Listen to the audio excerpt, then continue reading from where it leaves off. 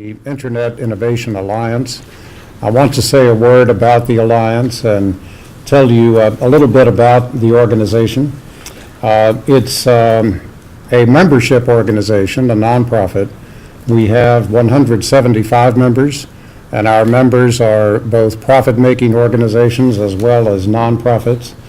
They have a wide diversity of views on many subjects, but they are united in support of greater investment in broadband, innovation in the broadband space that will lead to greater broadband deployment to people who do not have broadband today, and greater broadband adoption by people who have access to it.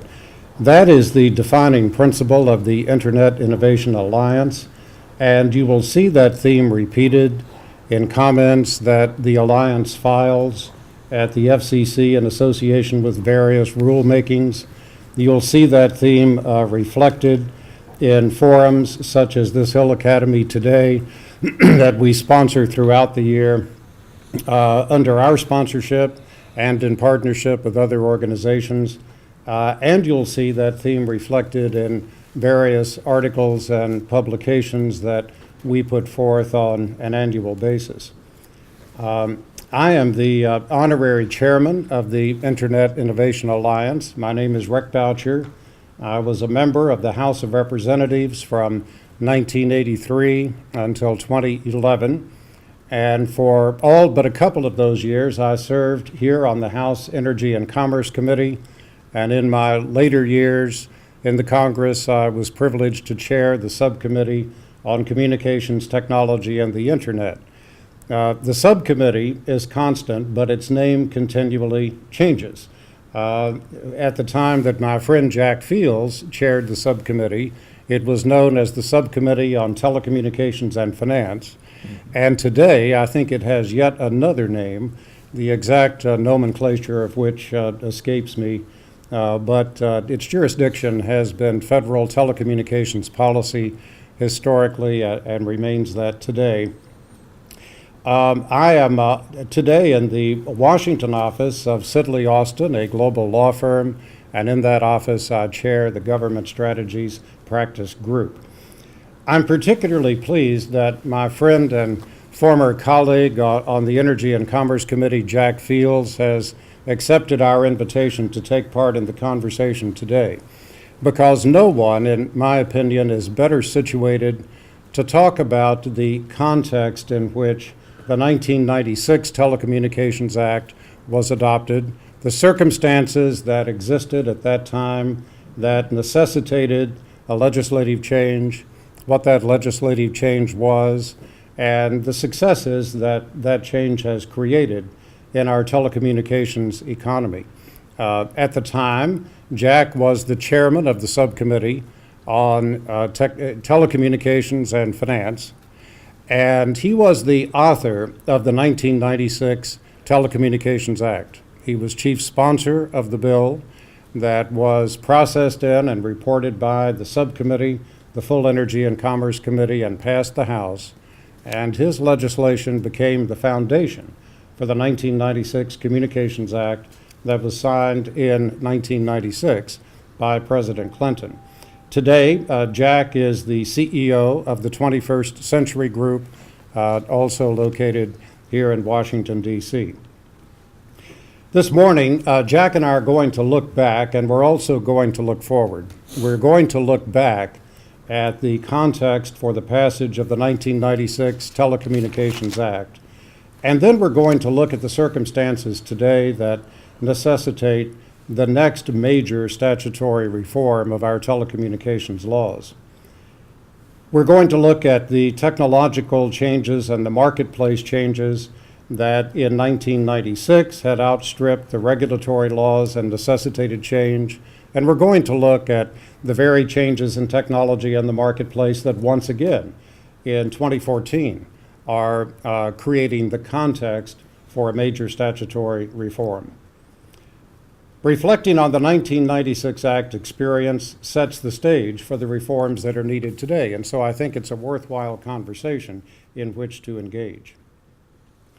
The leadership of the House Energy and Commerce Committee very thoughtfully has initiated a multiple-year exercise to reform our federal communications laws, realizing that such a step cannot be achieved within a single Congress. They have started a process of collecting ideas and recommendations for legislative reform. They invited the submission of proposals from the public, and the Internet Innovation Alliance accepted that invitation and submitted recommendations for statutory reform. And we're going to be touching this morning on the key recommendations that the Internet Innovation Alliance has made. I'll offer some comments, Jack will offer his comments, and then we'll spend most of our time this morning in a question and answer exchange. So we'll leave ample time for that. So first we'll take a look back to the situation as it existed before the 1996 Telecommunications Act was fashioned and passed into law. By the early 1990s, notable advances in communications technology were taking place. The advent of fiber optics created an entirely new set of dynamics. First of all, fiber optics eliminated any technical reason for a division between the companies that offer local telephone service and the companies that offer long-distance service. With fiber optics deployed on a nationwide basis, it was for the first time truly possible for one company to originate the telephone call and then carry that call to its final destination. So the technical need for a division in companies between local and long distance was eliminated by the advent of nationwide fiber optic deployment. Fiber optics also enabled in the local exchange telephone companies to use their platform for offering multi-channel video services, giving them the technical opportunity to compete directly with cable companies and create what eventually would be very welcome competition in the offering of those services. That possibility lent urgency to the need to take down the barriers in the law existing at that time that prevented telephone companies from offering cable TV service in their telephone service territories. At the same time, advances in cable TV technology enabled cable companies to offer local telephone service in direct competition with the telephone providers. But once again, the law had to be changed in order to permit cable companies and other kinds of companies from getting into the local telephone business. At the same time, consumers could envision the benefits of cross-platform competition that these changes in technology had at long last enabled. And so the 1996 Act, very simply stated, took down the barriers. It did four basic things. It enabled telephone companies to offer local television service in region. It enabled cable companies and others to compete directly with the local exchange telephone carriers in offering local telephone service. It said that the Bell operating companies, the big regional local exchange carriers, could get into the nationwide long-distance business as soon as they had satisfied a checklist of steps, guaranteeing that they had opened their local exchanges to competition. And, as a fourth matter, it allowed the Bell operating companies to manufacture telecommunications equipment. Now, it took over 1,000 pages to do those four things, but that is fundamentally what the Telecommunications Act of 1996 accomplished. And today, as a consequence of the passage of that act that Jack introduced and sponsored and patroned through the Congress, we have vibrant cross-platform competition, with cable companies competing with telephone companies, competing with wireless companies, all to the benefit of consumers. And a vast array of information is now made available to a public that back in the days of the 96 Act had far more restricted access. Again today, in 2014, the communications landscape is being transformed by technological and marketplace changes that are today being impeded by a regulatory regime fashioned for a bygone era. So legacy regulations today, written for a time of more traditional telecommunications services, are impeding investment and innovation and the deployment of broadband. And that is the reason that the Internet Innovation Alliance has responded to the committee's call to produce recommendations for legislative change. We would like to see the brakes taken off so that investment can be directed into the broadband technologies that consumers prefer and that deliver far more capable services by producing more capable networks.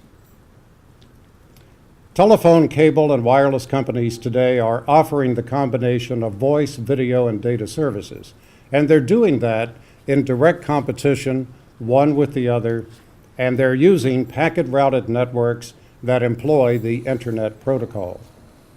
Today, there are more wireless than wireline customers, and the use of the Internet for information delivery is becoming ubiquitous in today's communications world. And today, just as in 1996, regulations designed for an earlier era and for legacy technology are holding back investment in the most capable broadband networks that deliver modern communications. A reform in the law can free that investment and direct it into broadband technologies, and that's the goal of the Internet Innovation Alliance, and I hope that will be a keystone of the 2014 legislation, or in whatever year it is introduced and passed in the immediate future. Today's regulations, in fact, are based on the assumption that the wired circuit-switched telephone network is the core communications medium that is used by essentially everyone. But in reality, only 5% of Americans today rely on the old circuit-switched telephone network as their exclusive communications medium. Another 29% of Americans use the old network in combination with a wireless service, but notably, 2/3 of Americans have completely abandoned the old circuit-switched telephone network in favor of a wireless-only solution, or perhaps the use of wireless in combination with a cable service offering local telephone service. 2/3 have left it altogether. But today's regulations require the telephone companies to maintain that old circuit switch network as if it were the core communications medium used by essentially everyone. And as more people flee that network, and as telecommunications equipment manufacturers cease making spare parts for it, the spare parts become ever more affordable. The costs of maintaining that network per subscriber are soaring, and they are now becoming unsustainable. Most of the capital expenditures by the telephone companies from 2006 through 2011 were devoted to maintaining the old network used by only 1/3 of the population. And every dollar that is spent maintaining a network that consumers are fleeing is a dollar not available for investment in the modern broadband networks that consumers prefer. So the time has come to find a better way to redirect the needed investment into broadband. And I want to compliment the Federal Communications Commission for undertaking a process and an exercise that will bring us to the day, by the end of this decade, when communications happen entirely on multiple function broadband networks capable of offering voice, video, and data. And by the end of this decade, we will see the retirement of the circuit-switched telephone network. That is the date targeted by the FCC for a sunset of the old network and a transition of remaining users to the more capable and functional broadband networks that, in fact, consumers prefer. And the FCC, in order to manage the transition between now and that time, at the end of this decade, has put in place a very thoughtful process, relying on demonstration projects and trials to find out what can go wrong when consumers are rapidly transitioned from the old circuit switch network to broadband networks. The FCC has proposed that demonstration projects be conducted in a variety of locations around the country, in urban settings, in rural settings, perhaps in suburban settings, to determine what can go wrong, and then make sure to protect consumers that remedies are in place prior to the broader national transition. This is a thoughtful approach. It is exactly the same kind of approach the FCC used in advance of the national digital television transition about 5 years ago. Those who were watching the process then will recall that the FCC set up a demonstration project in Wilmington, North Carolina, where on a single day, all of the analog broadcast signals were stopped. Thereafter, only digital broadcast signals were transmitted to homes. And it turned out that consumers were prepared. They had acquired their digital set-top boxes, their converter boxes, and they were able to take the digital signal off the air, convert it back into analog, and therefore keep their old analog television sets in operation. There was very little consumer disruption, and the fact that that transition happened so smoothly gave the Congress confidence that we could have the broader national DTV transition without event. And very shortly thereafter, it took place on a nationwide basis, and there was virtually no viewer disruption. It happened very smoothly indeed. It was the demonstration project that gave us confidence we could do that. And once again, the FCC is relying on that time-tested approach of demonstration projects to determine what can go wrong, and when problems are perceived, put remedies in place in advance of a broader national transition. And the first proposals for demonstration projects have been submitted. More, I'm sure, will be received, and the FCC during the course of this year will be moving to authorize trials and demonstration projects of a transition to all broadband networks in selected communities across the country. Consumers, when the transition happens fully by the end of this decade, will enjoy more capable networks delivering a greater range of services than the old circuit switch network, which basically offers plain old telephone service. With a single investment focus, telephone companies will be able dramatically to expand broadband deployment, benefiting communications generally, consumers generally, and the national economy. So that factual background leads to the first legislative proposal that the Internet Innovation Alliance has made to this Energy and Commerce Committee. And that is, proceed from the assumption that by the end of this decade, the circuit-switched network will sunset and be replaced by networks capable of handling voice, video, and data. And in fact, we encourage the committee to set a date certain for that transition, and that would be a time frame against which all of the steps that would have to be taken in the meantime can take place. We recommend that the committee remove any barriers that are a feature of current law to this transition happening, and that all provisions of the new law as enacted are fully consistent with the sunset of the circuit switch network by the end of this decade. Our second recommendation is that the FCC realign, that the Congress realign the FCC's regulatory structure in order to match current marketplace and technological realities. Today's structure is a holdover from an earlier era where telephone companies offered phone service, cable companies offered cable TV service, and the internet was in a pre-commercial condition.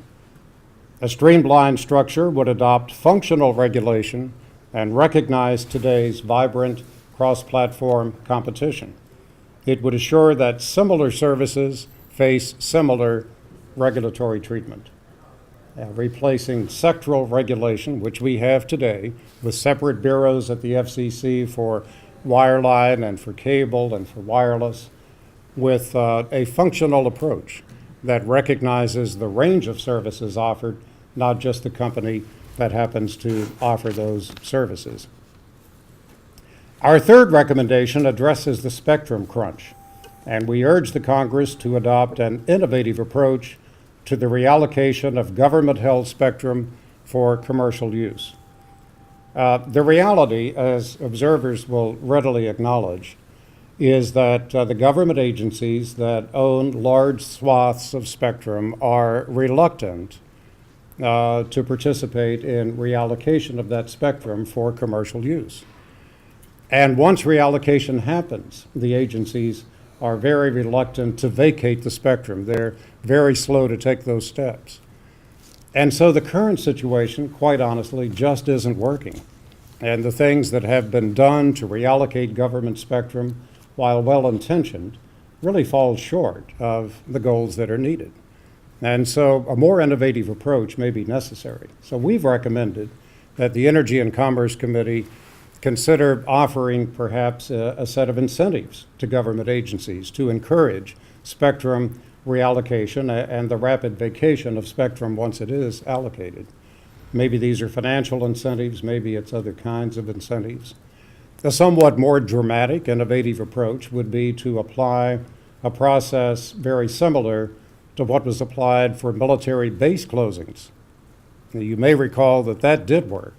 And whereas it would have been virtually impossible, bill by bill, base by base, to close military bases, when the need came to close them at the end of the Cold War, a base closing commission was established that recommended the military bases which should be either downsized or closed. And then those recommendations came to the Congress for a single up or down vote in the House and in the Senate. And on every occasion that those recommendations have been made to the Congress, they've been approved. So maybe that approach ought to be considered for the reallocation of government spectrum, either NTIA, that currently does spectrum inventories of government spectrum holdings, or perhaps an independent presidentially appointed commission could examine the spectrum that agencies hold, determine what could be effectively reallocated for commercial auction, and present that set of recommendations to the Congress for a single up or down vote. It's a kind of a dramatic approach. My thought is it would work. Food for thought, but what we're saying to this committee is, let's be innovative and find some new ways, because the way it's being done today is simply not getting spectrum into the commercial market as rapidly as is needed. We make another recommendation, and I'll close with this one, and that is we're suggesting that spectrum licenses be made more flexible. Today, when a spectrum license is awarded, typically through an auction process or in the case of broadcasters through a different kind of process, the companies that receive the license can use it for a very limited purpose.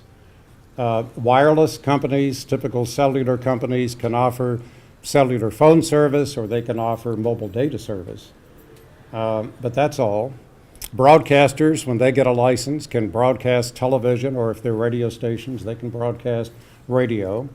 If you're a satellite company and you get a spectrum license, you can offer satellite to ground services. But that's all. And the highest and best use of a particular spectrum may be something very different.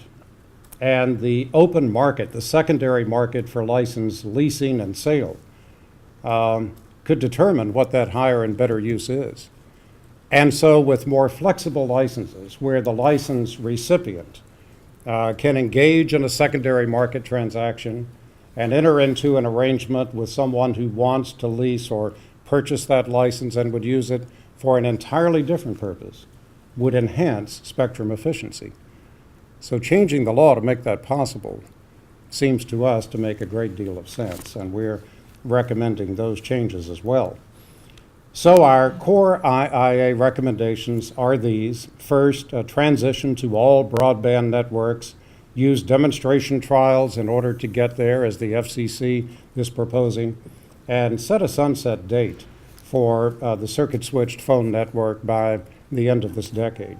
Secondly, realign the FCC's regulatory structure to reflect today's vibrant cross-platform competition. Third, find creative ways to accomplish a reallocation of large amounts of government spectrum. And fourth, institute more flexible spectrum licenses to promote more efficient spectrum use. I'm going to stop with that and ask my friend Jack for his comments, and then following those remarks, we'll both engage in answering your questions. Jack Fields. My name is Jack Fields. I was a Republican member of Congress from 1980 through 1996, representing a district in Houston, Texas. And 1995, 1996, I was chairman, as Rick pointed out, of a subcommittee then called the Telecommunication and Finance Subcommittee. And we had a unbelievable team on our subcommittee. The intellectual leader of our team was Rick Boucher. But we also had guys like Eddie Markey, now the Senator from Massachusetts, Richard Burr, Senator from North Carolina, the person who was my best friend in Congress, Mike Oxley from Ohio, and Anna Eshoo, Freddie Upton. I could go on and on and on. I mean, it was an unbelievable team. And when I look around this room, I realize that the majority of you in this room were probably in elementary school or junior high school at the time that we were doing all of this. But my purpose today is twofold. One, I'm here to support Rick and the Internet Innovation Alliance. Rick and I share several things. Obviously, we're both chairman of Telecommunication. We were both involved in the 96 Act. And third, we both have a great love of the telecommunication industry and the policy that applies to that industry. So again, trying to use something that probably a lot of you wouldn't remember in the old Lone Ranger series that was on TV back when it was black and white. They always began the series with, we're going to return to those years of yesteryear.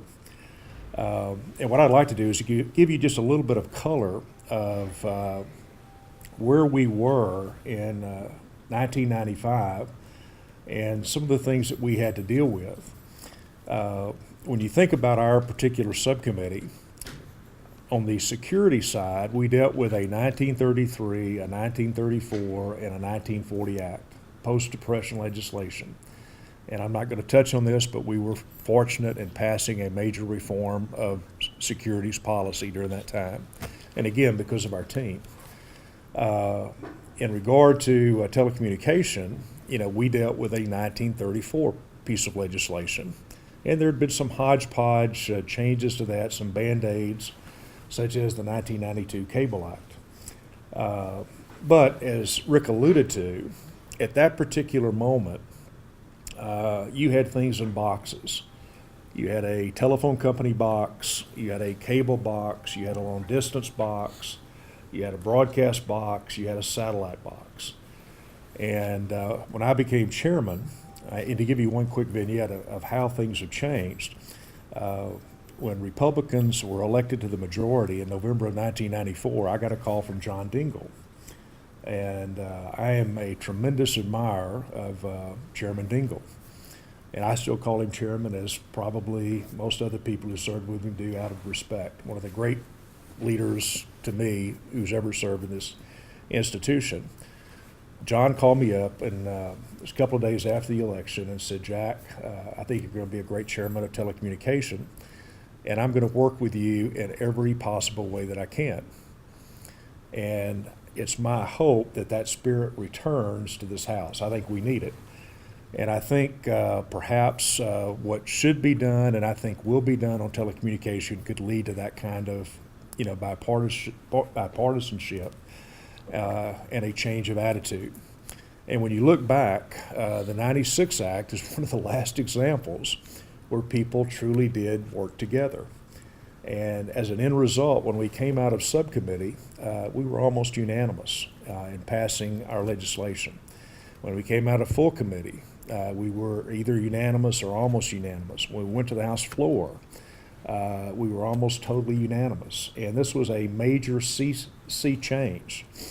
And I think it was because, we worked across the aisle. We all felt the telecommunication policy was not Republican, it was not Democrat, it was not liberal, it was not conservative. And I give a tremendous amount of credit to the senior Democrat, Ed Markey. And we had worked in the previous Congress and had actually passed a bill on the floor. So there'd been a great foundation that had been set. But I give a lot of credit to Eddie because, again, the focus was on trying to get something right. So we started, with a lot of friendship. We started with a good foundation. We realized that we had responsibility. And so we worked across the aisle. And again, as Rick alluded, at that particular moment, the main focus was how do we open that competition? And for those of you who have studied the checklist actually came from a meeting in my office with some staff when I said, we really need to keep this simple. We need to come up with, particular things that have to be accomplished that open the door to competition. And that is what actually led to the checklist, which became a keystone. Now, if you were to ask me, what's the glaring mistake that you made in the 96 Act, I would say to you, we gave the Federal Communications Commission too much latitude and too much flexibility. I think we should have been much more prescriptive in terms of legislative intent. And in going forward, my counsel is going to be to key telecommunication leaders. You need to be very careful when any language is open-ended. And I can say to you that we purposefully did that, wanting the 96 Act to be evolutionary. As technology changed, we wanted that technology and the applications to be considered in light of a piece of legislation that was also broad enough to be able to take care of whatever needed to be done in a regulatory sense. So to me, that would be the biggest mistake that we made. When you look at the landscape currently, like Rick, I commend leaders both on the House side and on the Senate side in preparing a good hearing foundation for moving forward. Probably like Rick, I'm in constant communication with some of these leaders, and I can see where people have the vision as we head into the next Congress, regardless of who has the majority on either side of the Capitol, to move forward with a major legislative effort. And in that effort, I think what they need to focus on again is what, creates more opportunity and more competition. When you look at what we experience today, it's not the result of government, either on the regulatory side or on the legislative side. It's on people having the freedom to be creative and to be innovative. And, in 1995 and 96, no one had this type of device on the desk, waiting to look at what messages come in or if someone is called or, if there's a quick desire to look something up on the internet. We had none of that. I was considered innovative because I used a computer, wrote all my speeches, printed my speeches out. That was considered very innovative back then. We had flip phones, we had pagers. Today, when I watch my children and I realize that they're losing verbal communicative skills because they're texting all the time, I just hope they don't get arthritis in their fingers. The world has gone far beyond what we envisioned. So where we dealt with a 1934 Act that was a dinosaur, as proud as I am of the 96 Act, I am certainly aware that there needs to be, something new. We need a 2016 Act, a policy that's not Republican, not Democrat, but is based on the opportunity for anyone who has a good idea to move forward with that idea. And again, I'm here today in support of Rick. I'm not a member of the Alliance. I applaud what they're doing. I'm not speaking for anyone other than myself. But I do see on the horizon the real need for the 1996 policy to be modernized. Well, Jack, thanks. With voice recognition software, which I like to use even for doing email, I think the risk is probably less arthritis than laryngitis now. So thanks for your remarks, Jack. Appreciate that. We'll be happy to take questions or suggestions that people in the audience may have. So it's your turn. Yes, ma'am. Lynn Stanton from Tenor Valley. I was just wondering if you're intending this in the context of the broad, long-term rewrite that the committee is considering of the act, or if you see these as piecemeal pieces of legislation that you'd like them to pass in a more rapid fashion? The recommendations that we have made are for the act, and we recognize that developing the legislation and processing the legislation is going to take some number of years. Actually, the 96 Communications Act had its roots in legislation first introduced in 1988. Now, hopefully, it's not going to take quite that long to get the next one done, but there is some incubation period required. And our recommendations are for the long-term statutory reform in whatever year that eventually passes. Now, this committee is taking very thoughtful steps, and I want to commend Chairman Upton, Chairman Walden, and their Democratic counterparts for setting in place a realistic process. They're welcoming this year recommendations. They've started with their own white papers, 2 of them having been published so far.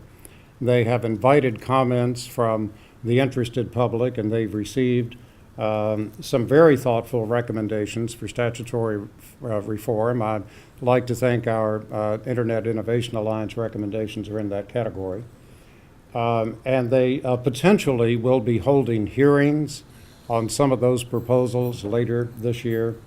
But their understanding and their announcement is that the actual legislative process in terms of bill drafting, legislative hearings, markups, and the processing of the bill through the Congress will take place during the next Congress.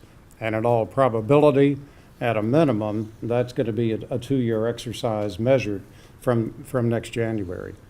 So it is a thoughtful approach. It is going to take some amount of time. But I think this committee has put in place a realistic schedule in order to achieve that result. And we'll be very pleased at the Internet Innovation Alliance if our proposals are part of the final legislation on whatever date that gets signed into law. Yes, ma'am. Thank you very much for your remarks. It's very enlightening, insightful, and helpful. So I appreciate hearing the origins of this. Thanks. I'm Ajane Clemens from the National Black Caucus of State Legislators, and I had a couple questions. One, what is the current, with the old network, what does that look like actually sitting in the ground or in the air or wherever it is, and what's going to happen to it when it's abandoned? Great, good question. Kind of from an environmental standpoint. But also, the second piece is on the licenses, wanting those to be more flexible. What does that mean, flexibility? I mean, as far as, how flexible is mentioned, being able to sell it in a secondary market, not having it defined so much, but, I mean, can you use it for anything? Are there any limitations? What would the parameters be? So the circuit switch telephone network is the old telephone network that was first engineered by Alexander Graham Bell, and it is still in use today. It doesn't look very much different than the way he engineered it in the late 1800s. It's basically a copper wire network, and it fundamentally delivers what we call POTS, plain old telephone service. It doesn't have much capability or functionality beyond that, and it's wearing out. Its time is limited. Today, consumers prefer more flexible and capable networks that can offer a greater range of services. And that's why 2/3 of the public has completely abandoned the circuit switch telephone network, and why only 5% of the public relies on that network exclusively as its sole means of communication. Another 29% use the old circuit switch network probably for phone calls at home, but they also use a wireless technology for phone calls when they're on the road. And so 2/3 have abandoned it altogether, and it has very limited use for all but 5% of the public. And it has become so expensive to maintain that those costs are just not sustainable. And equipment manufacturers have even stopped making spare parts. And that means that the spare parts that are available are ever more costly and difficult to acquire. And that's further driving the cost of maintaining the old network. And the biggest problem with having to maintain it is that it deprives investment in broadband. It is really impeding that investment and the innovation that accompanies investment in new networks. So finding a way to transition remaining users onto the more capable broadband networks while preserving core consumer values is really critical. And the FCC has made clear that as this process goes forward, it does intend to complete the transition, but it also fully intends to protect consumers. Everyone must receive a connection. No one will be left behind. At the end of the day, everyone will get a connection at least as good as the one they have today. Access to first responders will be maintained. Access for special services for the vision and hearing impaired will be maintained. Those core values that have grown up under the old telephone regime will be retained in the new broadband world. So it will not be a regulation-free zone. It's going to be the core consumer values that have been respected in the past being respected in the future. And the FCC has made it clear that the consumer focus is the reason it's doing this, and it's going to make sure that those consumer values are protected. So the old telephone network that Alexander Graham Bell engineered has served us well, but its time is up. And now broadband should be the telecommunications platform of the future for everyone. I'm sorry, sir, what I meant was, are there like 1 million miles of wires in the ground that are just gonna stay there around? I don't know the answer to, first of all, I don't know how many miles of the old network are there. About as many as have ever been built are still there. Not much of any's been ripped out. And I don't know whether it stays there or not. So, you know, it's, I think those are questions that have to be resolved as this transition moves forward. But that old network is no longer very functional, and it's time to move to more functional networks, and that really is the purpose of this transition, giving consumers a more capable platform for their future communications. And then in terms of licenses, they should be more flexible. And I don't have the complete formula for what flexibility means. It's a very good question to ask. I think this is something that will need to be resolved here in this room by the committee. It will need to be resolved perhaps in part at the FCC. But it seems pointless to me to award a license for a very limited purpose when that valuable spectrum in the open market is in high demand for higher and better uses. Let the market decide what those higher and better uses are. And if someone wants to put that spectrum to the higher and better use, the federal license that accompanies that spectrum shouldn't restrict it. That's my view. That's the IIA's position. And hopefully this committee will consider that approach and decide to grant greater flexibility in licensing. Yes, sir. You say you want to remove barriers. Can you distinguish between institutional, technical, and political barriers that you're facing? The barriers are really legal. I mean, they are barriers that exist in current law that, for example, require that telephone companies maintain the old circuit switch telephone network as if it were the core communications medium for everyone, when in fact, as the numbers we've gone over say that it's not. And when consumers are voting for the more capable networks in droves. And today, some 34% of consumers to some extent use the old circuit switch network, but those numbers are declining very rapidly. And it just doesn't make sense any longer to have a law in place that says that that network has to be maintained in its entirety, even though fewer and fewer people are using it, when more capable alternatives exist. And when the FCC has established a priority of moving people over a realistic time frame to those more capable networks. So the legal barrier there is what would have to be removed. maintaining that old network is a matter not of political convention, but of legal requirement. And I think the same applies to the other recommendations we've made. The inflexibility of licensing is a legal matter. The structure of the FCC that says you need a cable bureau and a wireline bureau are functions of the statutory law. So these also are legal barriers that today box individual companies at the FCC into this stovepipe kind of structure and potentially lead to regulatory disparity among companies that are competing with each other and offering to the public exactly the same services. They deserve regulatory parity in their treatment at the FCC, and the first step in achieving that is to realign the structure, to acknowledge the vibrant cross-platform competition that we have today. Once again, it's a legal barrier that would have to be addressed.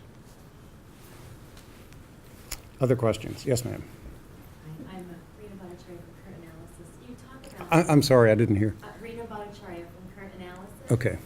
And you talk about this need to realign the FCC to reflect current realities. What are some of the suggestions or proposed new structures that are being discussed out there? Can you provide some examples? I really can't. Because I know there is a lot of conversation taking place at the FCC about how they would like to see new structures, what would make sense for them administratively. I think if you sample people in industry, you would find a lot of different views about the kind of regulatory structure they'd like to see at the FCC. Some in industry would say, let's abolish the FCC altogether. So, I mean, you get a really broad range of opinion depending on who you're talking to. My simple formula is, whatever the final structure is, treat companies that are offering the same services as other companies the same way, so that you don't have a potential for regulatory disparity among head-to-head competitors simply based upon the regulatory structure. And that potential is very real at the present time. It exists. What one bureau's doing for cable, another one could be doing very differently in the wireline space, and the result could be a regulatory advantage for one competitor as compared to another. And that should be eliminated. I have to think regulation would also be a lot more efficient if it were done with a broader purview of what's happening in the industry as a totality, rather than just what's happening in a sectoral space within that broader community. So I don't know what the final form is, but those are the principles that I think should guide it. Make sure in the end that competitors are regulated the same way. That's the key. Jack, I'm taking all the time here, so No. please jump The in. only response I would give to you is what I said just a moment ago. If it was back in 1995, knowing what I know now, without all the technology things that are about to happen, just in that particular time period, I know we would have been much more prescriptive, because we had the moment where we could have gone with a very precise, prescriptive type of legislation, rather than one that gave the Federal Communication Commission, latitude and discretion. I mean, immediately in the interpretation of the checklist, I would say the majority of us who, worked on that piece of legislation disagreed with the way the Federal Communication Commission went forward. So that would be my advice, that in any process going forward, there almost should be a red light, green light, not a yellow light. In other words, if you do certain things, this happens. If you don't do them, this happens. And at this particular moment, I have great admiration for the person who chairs the Federal Communication Commission, having known him for over 30 years, someone who I think has a very difficult job. I think he's trying to do the right thing. So none of that reflects on our current chairman. I personally think he's the right person for this particular job. And that's another trait Jack and I have in common. We both respect Tom Wheeler and the work he's doing. Other questions? Yes, sir. John Hendel with Communications Daily.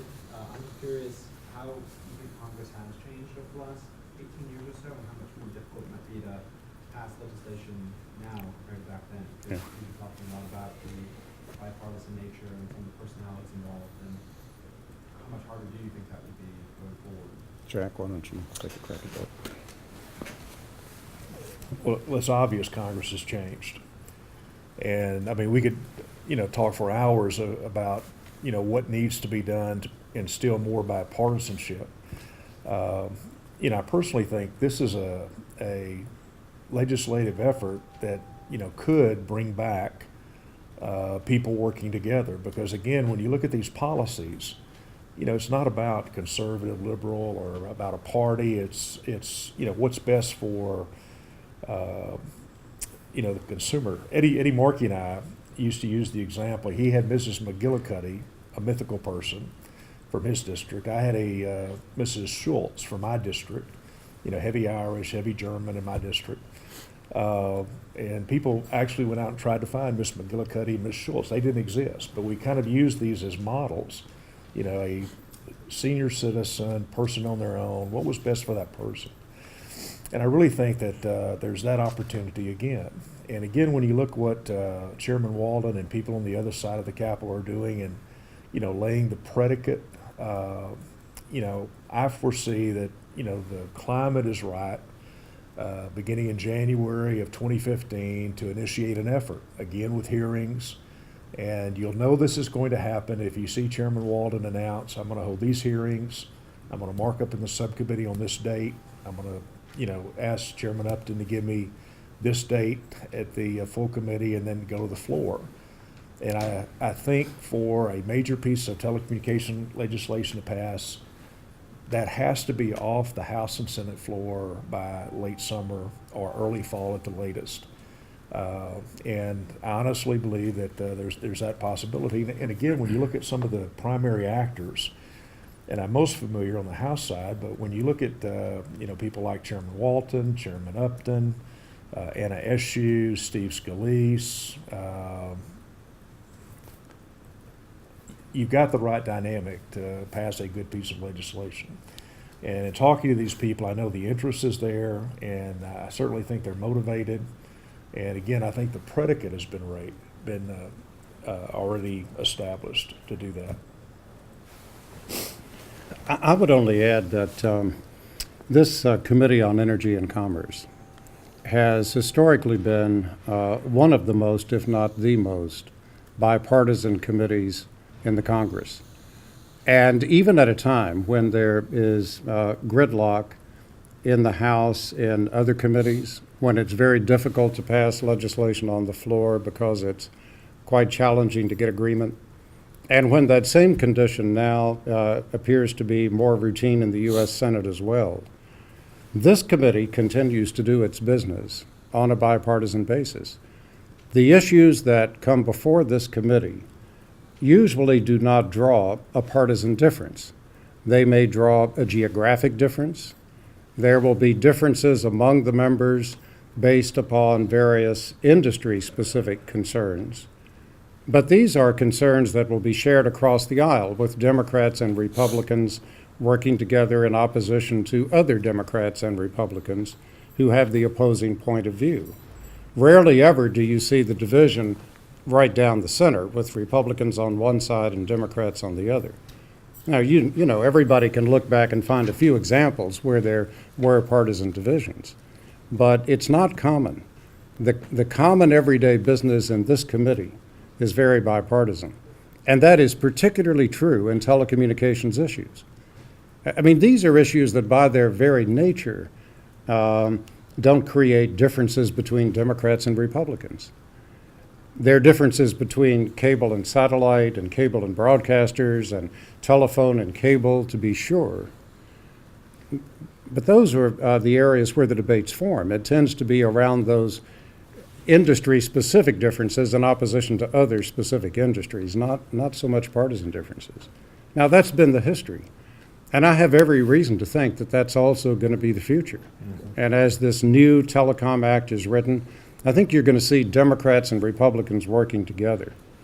And even in the middle of gridlock, when it's difficult to pass legislation in the House and Senate, typically, when a bill comes to the floor of the House or Senate with the virtually unanimous support of a committee, that legislation still passes. It passes oftentimes on the suspension calendar. So you get foreshortened debates, amendments are not in order. I recall that, and I'm going to dwell on this a little bit because it's a really interesting topic, that we passed one of the major changes in environmental law in 1990. This was the Clean Air Amendments of 1990. In fact, it was the most important change in environmental laws since the 1970 Clean Air Act, when it was first passed. And Jack remembers this. That was accomplished in our committee with an almost unanimous vote. And when it went to the floor of the House, it was something like 400 in favor, 25 opposed. It may have been handled on the suspension calendar. I kind of think it was. Mm-hmm. And for a measure as far-reaching as that started out being very controversial, but the controversies were resolved here in this committee to achieve that level of virtual unanimity in the House is really remarkable. And it is a signature of the work that is done in the Energy and Commerce Committee. It works at its best when it's bipartisan. It normally is bipartisan. In telecommunications matters, I think we have every reason to anticipate that as this new law is written, it's going to behave in that tradition. I'll give you one little vignette that you might find interesting. Eddie Markey was one of my best friends and is to this day. I mean, we are philosophically polar opposites. But Eddie would come to my office and we would talk about the 96 Act and talk about the 34 Act over pizza. I'd come to his office, he'd go to my office late at night, and we played basketball together, which gave us that camaraderie. And we would talk after basketball games about what we were doing and trying to pass this major act. So we would agree to disagree on some things. And the example I was going to give you is the V-chip in the TV. I didn't think we needed to have a V-chip in the television. I thought it led down a regulatory path. And of course, in subcommittee, I had the votes to beat Eddie, which I did. I had the votes to beat him in full committee, which I did. Then he goes to the floor and gives an impassioned speech and wins. And that's why the V-chip is in the legislation. Then we go to conference, and again, I have the votes. I have my colleagues on the other side of the table who have the votes. But I protected Eddie because not only was he my friend, but I thought the House had spoken. And so we, and that was the approach that we took on every aspect of the 96 Act. And again, getting back to your original question, I see that beginning to emerge again. I think particularly in this area of telecommunication, people want to do the right thing for the consumers. And I see that spirit, and I see, again, the predicate being laid. And, I'm very excited about what potentially could happen in 2015 and 2016. Further questions? Any comments or recommendations for us for the Internet Innovation Alliance? Anything we should undertake? Well, let me say thanks. I appreciate everyone coming here today. It's nice to spend some time with you. And Jack and I are available for any from the press who might want to ask questions to us after this session. So thanks again for attending, and we stand adjourned. Good job. Appreciate you. Thanks.